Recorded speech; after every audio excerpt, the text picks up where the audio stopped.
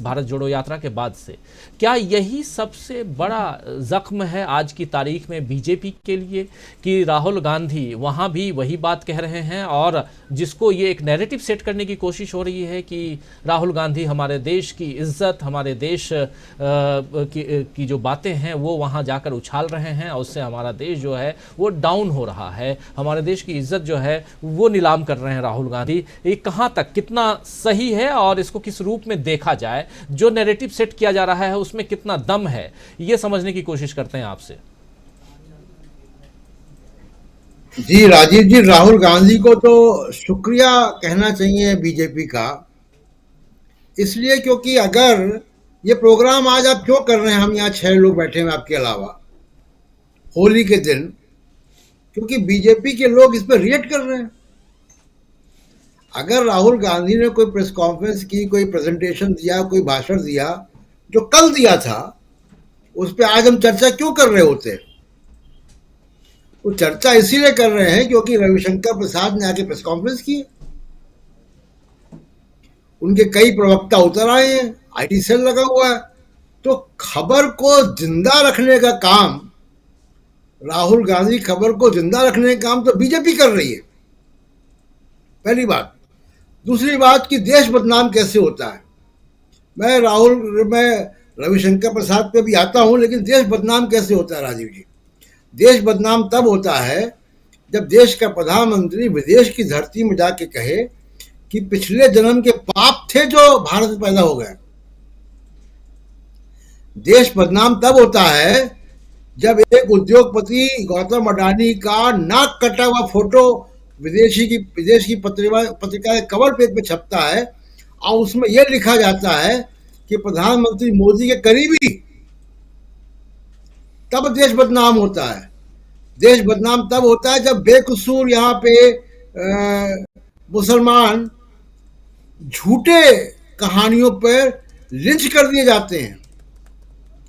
21st century में lynching हो रही है इस देश में, गाय के नाम पर, वो भी झूठी, और जो व्यक्ति इन्वॉल्व है वो गिरफ्तार भी नहीं हो पाता है। देश तब बदनाम होता है। मैं अपना एक निजी आपको वाकया बताता हूँ। आप सब भी कई बार विदेश गए हैं, प्रधानमंत्रियों के साथ गए हैं और डिग्निटरीज के साथ विदेशों में गए हैं। कुछ साल पहले मैं एक प्रेस कॉन्फ्रेंस में था किसी दूसरे देश की राष्ट्र के, और मेरे बगल में एक जर्मन पत्रकार बैठी थी, और जैसे ही हम लोगों का परिचय हुआ और मैंने कहा कि मैं इंडिया से हूं, उसका पहला सवाल था कि ये गाय को लेकर लोग मारते क्यों आपके देश में? देश तब बदनाम होता है। आप सोचिए कि मैं क्या जवाब दूंगा। तो देश को बदनाम करने, कौन देश को बदनाम कर रहा है? अब मैं रविशंकर प्रसाद जी ने कहा कि देश की जनता ना राहुल गांधी को सुनती है और ना समझती है, तो भाई आप अपना वक्त क्यों जाया कर रहे हैं? जब राहुल गांधी इतना गया बीता व्यक्ति है कि ना उसको देश की जनता सुन रही है ना समझ रही है, वो भी उसने कहीं दिल्ली में नहीं कहा, कहीं बाहर कहा है, तो देश की जनता से भी बाहर कहा है, तो फिर आप क्यों लगे हुए 5-5, 6-6 प्रवक्ता और ये मंत्री रह चुके रविशंकर प्रसाद? तो इसका मतलब है कहीं कुछ है ना। कोई विपक्ष के बहुत सारे नेता हैं, ममता बनर्जी है, स्टालिन है, अरविंद केजरीवाल को भी आप मान लीजिए, तेजस्वी यादव है, अखिलेश यादव है, किसी के वीडियो बनते हैं क्या आईटी सेल के द्वारा? किसी के बयान पर 5-5, 6-6 प्रवक्ता और मंत्री उतरते हैं क्या? इसका मतलब है कि राहुल गांधी से आप परेशान हैं, उसकी बातों का आप जवाब नहीं आपके पास, आप उसके समर्थन से डर रहे हैं। अगर डर नहीं रहे तो क्यों आप अपना होली के दिन जब आपको घर में गुजिया बनाने में मदद करनी चाहिए, आप प्रेस कॉन्फ्रेंस कर रहे हैं? तो आपकी होली खराब हो रही है एक आदमी विदेश में उसकी वजह से, और उसके बाद आप कह रहे हैं कि राहुल गांधी को सुनता कौन है। मैं राजीव जी आपको बताऊं कि कांग्रेस के लोग और पत्रकार राहुल गांधी का हर वीडियो नहीं देख पाते होंगे, लेकिन ये आईटी सेल के लोग और बीजेपी के नेता सारे वीडियो देख रहे हैं, उसमें से क्लिप भी निकाल के सोशल मीडिया में एडिट करके लगाते हैं।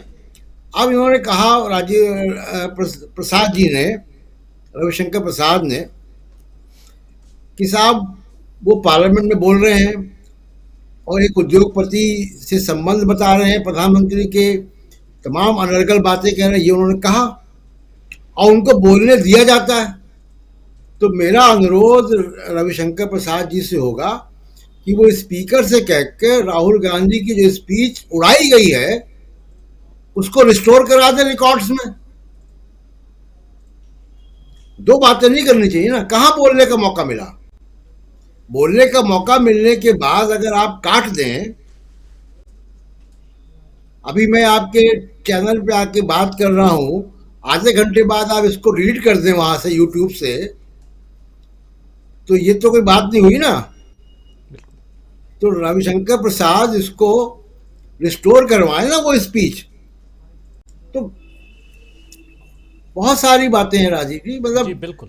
आप कह रहे हो आपकी बात ट्रंप सरकार, तो कुल मिला के ये कि इलेक्शन की तैयारी हो रही है और राहुल गांधी ने बहुत, जहां पे सबसे ज्यादा तकलीफ हो रही है वहां पे उसने हमला किया है। और उस हमला इतना, उसका तीखा हमला है राहुल गांधी का, आरएसएस पे बोला है उसने। आरएसएस को सीक्रेट सोसाइटी बताया है। यूरोप सीक्रेट सोसाइटी को जानता है क्या है। भारत के दर्शकों के लिए बता दें कि जो फांसीवादी संगठन होते हैं उनको सीक्रेट सोसाइटी कहा जाता है, जिनका कोई नियम नहीं होता, कोई संविधान नहीं, कोई कानून नहीं, उनकी कोई सदस्यता नहीं है। तो आरएसएस भी कोई पर्ची नहीं देती है सदस्यता की, तो सीक्रेट सोसाइटी बता दिया। अब इटली के और पोलैंड के दोनों के संविधानों में सीक्रेट सोसाइटी पर प्रतिबंध है। तो यूरोप के लोग समझ रहे हैं ना कि कहाँ है। तो अब इसको परेशानी तो यहाँ पे देखिए हो गई है। और अच्छी बात यह कि इलेक्शन के करीब 1 साल से भी ज़्यादा पहले से ये सब चीज़ें हो रही हैं और बहुत शुभ संकेत है कि जिस तरीके से लोग रिएक्ट कर रहे हैं। जी, ये रिएक्शन शुभ संकेत है किसके? लोकतंत्र के लिए, लोकतंत्र की बेहतरी के लिए। अगर लोकतंत्र को मजबूत रखना है तो पक्ष विपक्ष दोनों सतर्क रहें और विपक्ष खासकर मजबूत रहे। सरकार सत्ता पक्ष मजबूती के साथ तो आई हुई है ही, 303 सीटें हैं संसद में भाजपा की, और उसके बाद विपक्ष जो है वो कितनी दमदारी के साथ आने वाले समय में चुनाव में चुनौती देता है, ये बहुत इंपॉर्टेंट है। यहाँ पर हमारे साथ जुड़ गए हैं, हमारे साथ